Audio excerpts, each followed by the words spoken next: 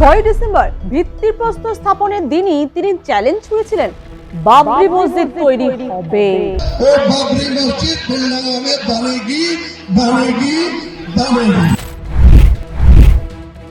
ধর্মভাইদের দেওয়া কথা রাখতে বাবরি মসজিদ তৈরির কাজ শুরু করে দিলেন হুমায়ুন কবির।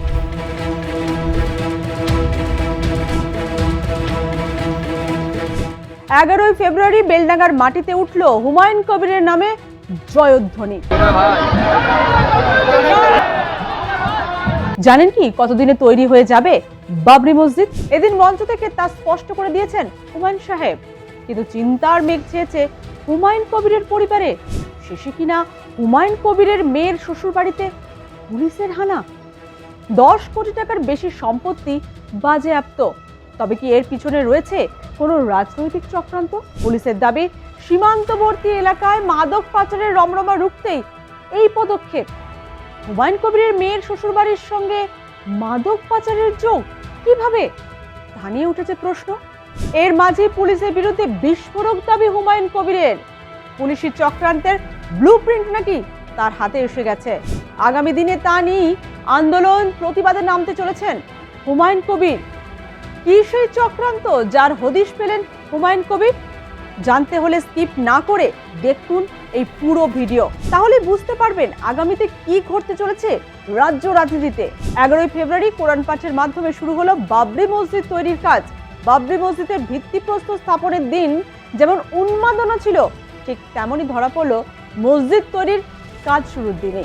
2 বছরের মধ্যেই কাজ সম্পন্ন হবে বলে জানিয়েছেন হুমায়ুন কবির। ভারতবর্ষের মাত্র 5% অমুসলিম ভাইরা প্রতিহিংসা পরায়ণ হয়ে এই ঐতিহাসিক সদকে সেদিন ডিমোলাইজেশন করে দিয়েছিল, ভেঙে ফেলা হয়েছিল এই সদকে, এই স্ট্রাকচারকে।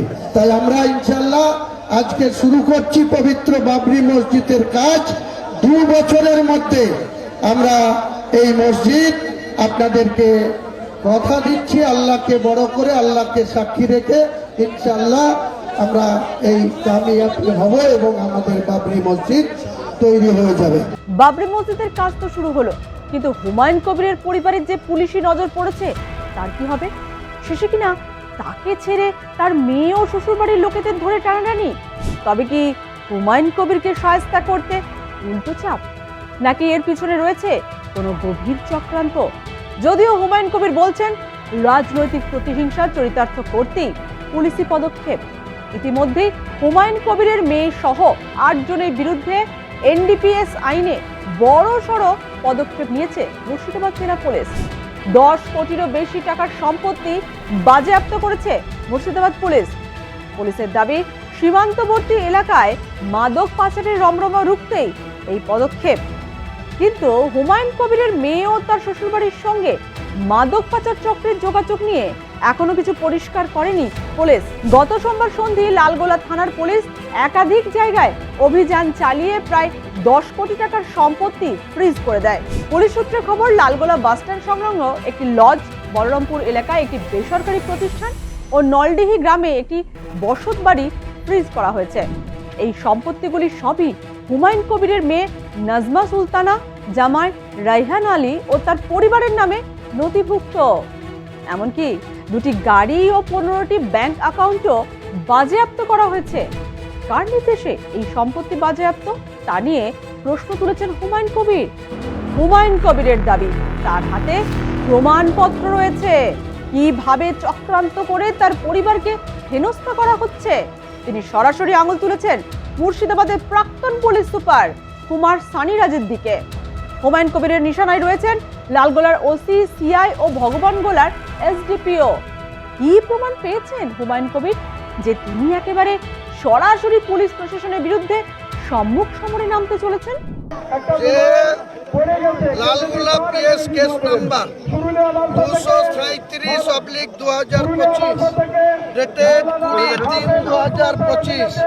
এই কেসে এনডিপিএস কেসে কে আসামি ছিল, এখানে ডিটেলস লালগোলার পুলিশ স্টেশনের পুলিশের কেস নাম্বার, তার সেকশন সব আছে।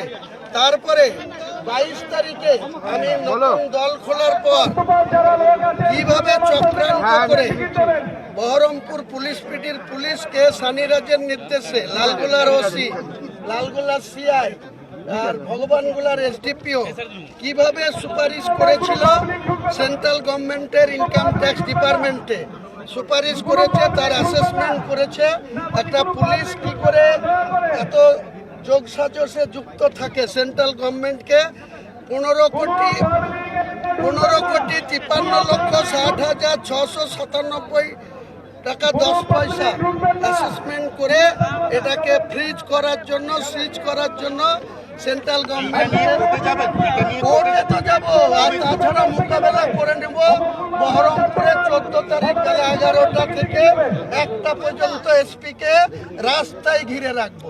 কোর্টে মুখ সেন্ট্রালে দিল্লিতে মুখ করবো, কলকাতায় করবো বলছি, কিন্তু ডকুমেন্টস নিয়ে এসেছি, আপনাদেরকে কপি দেবো। এদিকে হুমায়ুন কবিরকে তৃণমূলের বি টিম বলে কটাক্ষ করে এই পুলিশি হেনস্থাকে দলের অন্দরের অশান্তি বলে এড়িয়ে যেতে চাইলেন বিরোধী দলনেতা শুভেন্দু অধিকারী। ওনাকে গ্যারেজ করে দিয়েছিল, সিআইডি না কোথায় ঢুকিয়ে দিয়েছিল।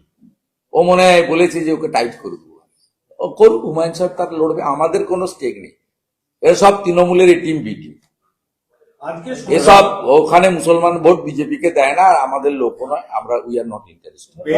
ওগুলো সব মিম বলুন আর হুমায়ুন বলুন, সব সব তৃণমূলের টিম বি টিম। ওদের সেকুলারিজমের নামে মৌলবাদকে স্থাপন করা গ্রেটার বাংলাদেশের এজেন্ডা, আর অন্য কিছু না। তো নিজেদের লড়াই নিজেরা করুন, আমাদের এর থেকে দূরে রাখুন। অনেকেই আবার হুমায়ুন কবিরের পাশে দাঁড়িয়ে হঠাৎ করে পুলিশি তৎপরতা নিয়ে প্রশ্ন তুলেছেন। তাদের দাবি, এতদিন কি করছিল পুলিশ? হুমায়ুন কবির তৃণমূল থেকে সাসপেন্ড হওয়ার পর নতুন দল খুলতেই এবং সোচ্চার হতেই তাই কি পুলিশি তৎপরতা, নাকি হুমায়ুন কবিরের খেলা অন্যদিকে ঘোরাতে একটু সাহসী চাপ দেওয়া? এমনিতেই হুমায়ুন কবিরকে গদ্দার বলে দাগিয়ে দিয়েছেন তৃণমূলের সর্বভারতীয় সাধারণ সম্পাদক অভিষেক বন্দ্যোপাধ্যায়। তাহলে কি গদ্দারকে সবক শেখাতে এই প্রয়াস, নাকি সংখ্যালঘু ভোট চলে যাওয়ার ভয়ে হুমায়ুন কবিরের কণ্ঠরোধের চেষ্টা? নানা দিকে নানা প্রশ্ন উঠছে। এখন দেখার কিভাবে এই চাপ সামাল দিতে পারেন হুমায়ুন কবির।